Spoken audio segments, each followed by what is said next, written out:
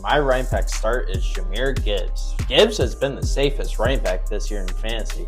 He hasn't had one game under 12 points, and now he plays the 30th ranked defense against running backs. Bo Nix, I want to stack him with Courtland Sutton. Courtland Sutton's on fire. James Cook versus the Chiefs. This is a great game. I'm excited to watch as a fan. But as a James Cook fantasy owner, I am not. I'm terrified. Drake London, if he's going to be covered by Patrick Surtain, is going to have a long day there, and I don't think he's going to put up big numbers for you.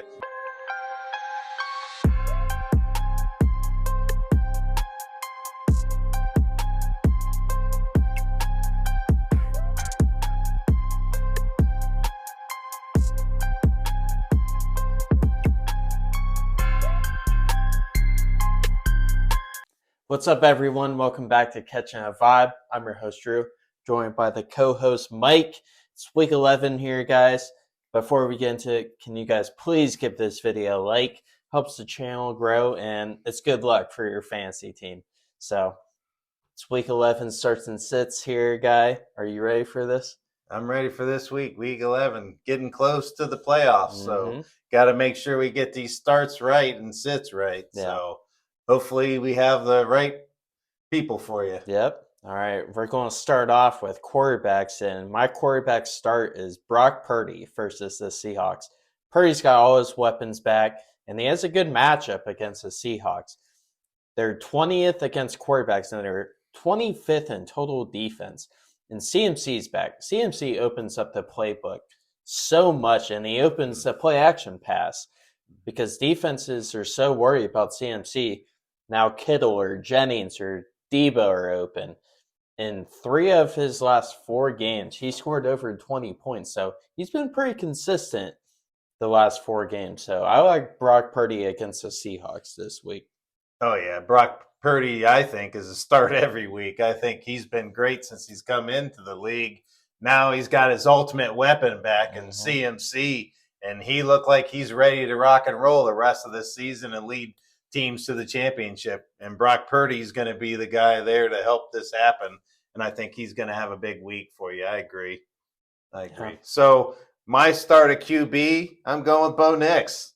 He's been pretty good this year. He's going against Atlanta. Atlanta's 26th points to the QB. So it's a great matchup for Bo Nix for you. Last 3 weeks, he's scored 29, 17, and 16 points. That's pretty good for a QB. Plus, I love his rushing upside. He's really hard to slow down. I mean, he had 16 points against Kansas City, which is a great defense. So I really like the Bo Nix matchup. I would rather start him over guys like C.J. Stroud, Sam Darnold, Aaron Rodgers. So I really like Bo Nix, and I think he's going to have a good week for you. Plus, I got a little tidbit. I want to stack him with Courtland Sutton. Courtland Sutton's on fire, so I've got this stack going on. I got Bo Nix and Courtland Sutton.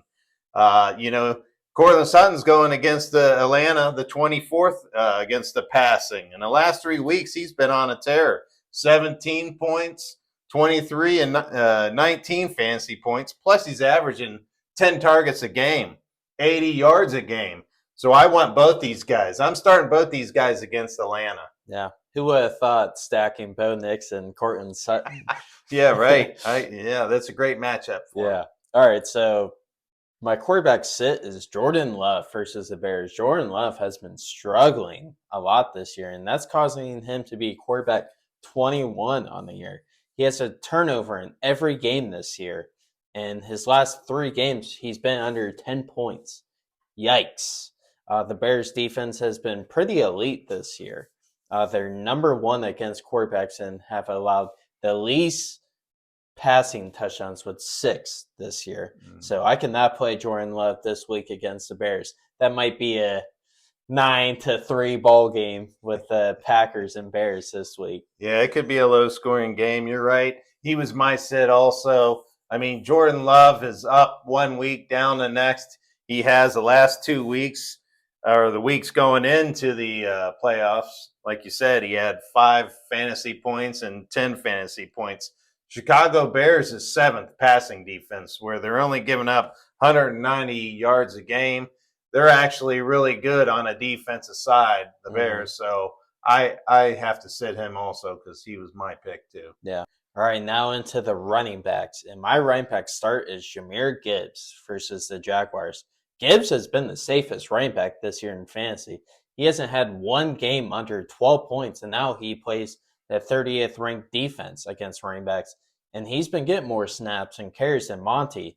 So I like Gibbs a lot this week. And after Goff, 5 picks last week, I see the Lions running the ball more this week and taking some pressure off Goff and letting Sonic and Knuckles take over this game. Yeah. So this game is the highest spread. It's over 13 points the week. So this is meaning that they think Detroit is going to score a lot of points. And I think the guy that's going to get the points is going to be Jahmyr Gibbs. I think he's going to have a big week, either receptions and running the ball. They're just going to do whatever they want against the Jags defense. The Jags defense is the bottom tier defense, and all the passing, rushing, and everything else. So I agree with Jahmyr Gibbs. So my start running back's going to be Nick Chubb versus the Saints, right? The Saints are 29th in points given to the running back position.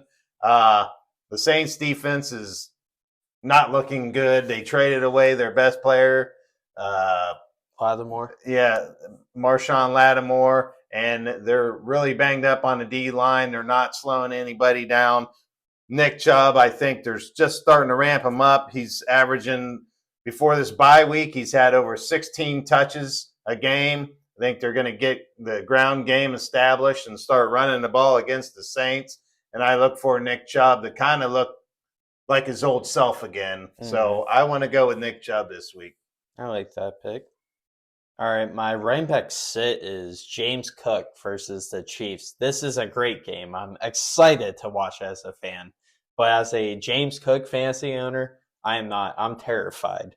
The Chiefs defense has been elite. They're 5th in points per game with 18, 3rd in rushing with 83 yards, and only 5 touchdowns this year on the ground.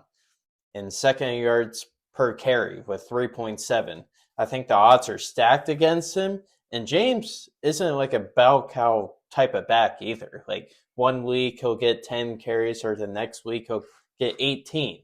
So I think the odds are stacked against him. I can't play James Cook this week. Yeah, the Chiefs defense is one of the best in the league, and they probably will slow down Cook. So here's my question. Do you think the Bills are going to be the first team to beat the Chiefs this year and knock them out of the undefeated? I think if there's any team, I think the Bills have I think they got the best shot. You're right. I agree there. So my sit's going to be Najee Harris going against the Ravens. The Ravens are 9th against the running back position. And he's been sharing this last week snaps. Harris had 37. Jaylen Warren had 35. So they're getting real close to even touches. Harris had 21.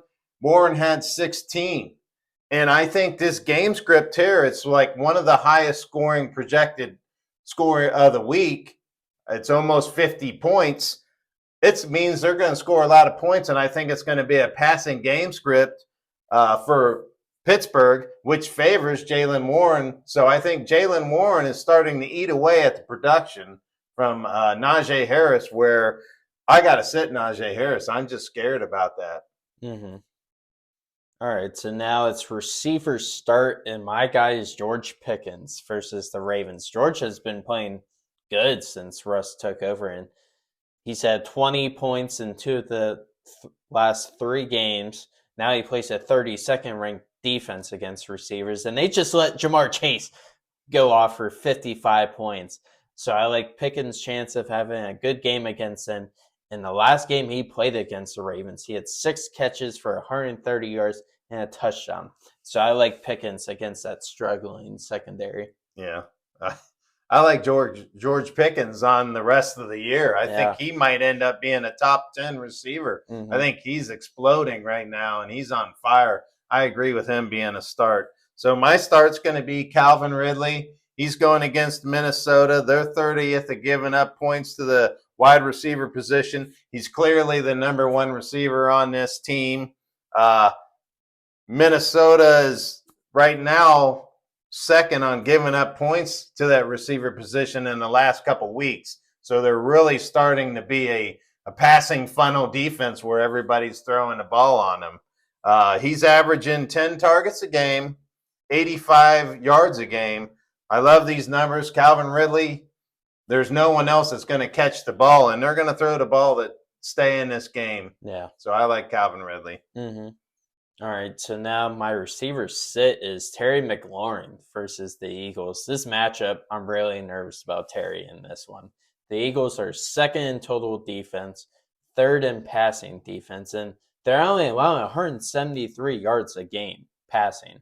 And they're fifth in scoring and only allowing 17 points per game.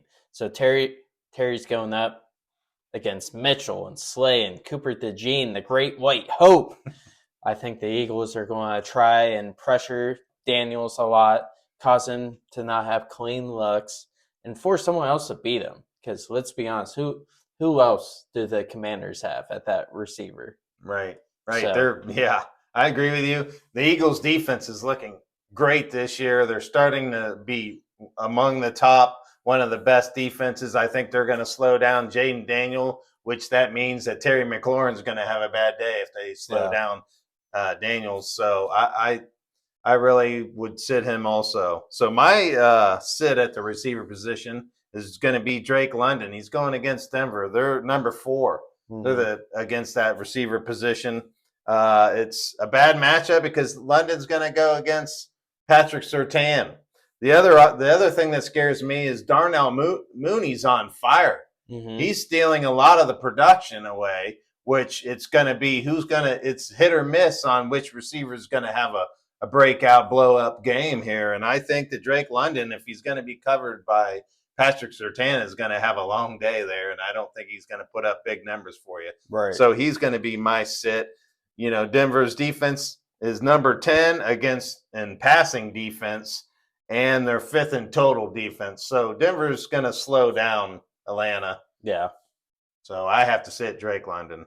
Gotcha. All right, so now it's tight ends. And my tight end start is Brock Bowers versus the Dolphins. The only reliable offensive player on the Raiders, if we're being honest.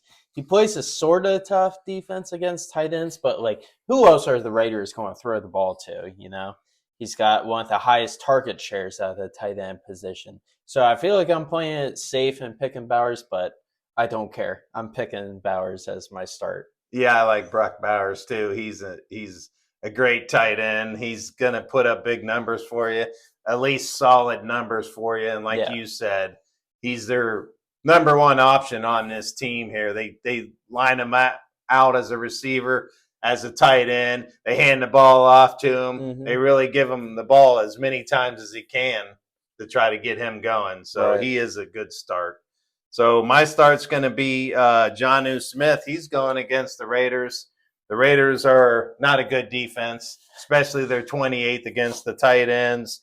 And Jonnu Smith is starting to get targets. Mm-hmm. He's starting to out-target Tyreek Hill. Yeah. So last 4 games, he's had 6 targets or more. So he's had big weeks there. At the tight end position, when you're just kind of looking around and you're not at the top tier tight ends, I think Jonnu Smith is kind of a good play, especially maybe you got a tight end on a bye or something like that. You could put him in and he could earn you at least a decent score for you. All right. So I could go with a really safe pick here and, pick Jake Ferguson as my tight end sit. But I'm not going to do that. I'm going to go Zach Ertz versus the Eagles. Spice it up a little bit. The Eagles haven't allowed a touchdown to tight ends this year yet. And I already told you guys, they're top 5 in scoring, pass defense, and total defense. And they're 3rd against tight ends. He has a safe floor, but he doesn't have high upside. So I'm sitting Zach Ertz this week. Right. We talked about the Eagles defense. I really like the Eagles defense, and I think it's going to be a bad day for Washington. I think they're going to slow down this whole offense, and Zach Ertz is going to he's going to have a bad day also. I agree with that. Mm-hmm. So he's also my sit. Just to say, yeah, he's my sit also. Like I said, the Eagles defense is going to slow down Zach Ertz, and he's not going to have a very big game. I want to run away and not start him. I'm sitting him. Gotcha. All right, so now it's the flex play of the week. I like two guys this week at flex, and you mentioned both of them already. I have Calvin Ridley and Cortland Sutton. Both are going up against two bottom teams against receivers. Ridley's going up against the Vikings, who are 30th, and Ridley is getting a crap ton of targets lately. The last 3 weeks, he's gotten over 30. And Sutton, him and Bo Nix have been on fire. So I like those two guys as my flex of the week. Yeah, that's very smart of you to take both those guys that I picked. Both these guys are on fire. They're averaging over 10 targets a game. You love that. There's production when you get targeted, and these guys have been putting up solid numbers. I think both of them are averaging over 80 yards a game these last 3 weeks. You got to play them. I think they're great flex plays. Mm-hmm. So I have one kind of flexy or spicy flex. He's been pretty much, I'm going to resurrect him from the dead because he's been not putting up any fantasy points for you. I'm going to go with Jalen Waddle against the Raiders. Tyreek Hill's got a wrist injury. He's not getting much. And Jalen Waddle had a few looks, and had he caught a couple of the passes that he dropped, he would have had a big game. Mm-hmm. I think Jalen Waddle might have a breakout game this one here. So he's kind of my spicy flex for you. He's due. He is due. That's what I'm looking at. The Raiders defense, they're struggling. Bad. Yeah. All right. So now my waiver wire play, and I'm going Mike Williams versus the Ravens. I like Mike Williams. I think he's worth a shot if you're feeling bold or you need a cheap play for DraftKings. He's playing against a 32nd ranked defense against receivers, and they've been struggling with deep passes. And what is Mike Williams and Russ known for? The deep ball. So maybe Williams can score a long touchdown again this week. So that's why I have Mike Williams as a waiver wire play. That's a very good pick. I like Mike Williams also. Like I said earlier, this is one of the highest projected scoring game of the week. Mm-hmm. And hey, this is a flex, a waiver play for you. Mike Williams is possible to run deep down the field and Russ hit him on for a long bomb for you. I agree that Mike Williams is a good waiver wire play for you. You got someone out on a bye. Mm-hmm. All right, that's going to wrap up the Week 11 starts and sits video. A big thank you guys for watching that video. Please give it a like if you enjoyed the video and subscribe. We're getting closer and closer to 1,000. It really means a lot to us. Comment down your picks, who you like, who you dislike this week. Please do it if you can. All right. We'll see you next time, guys. Peace.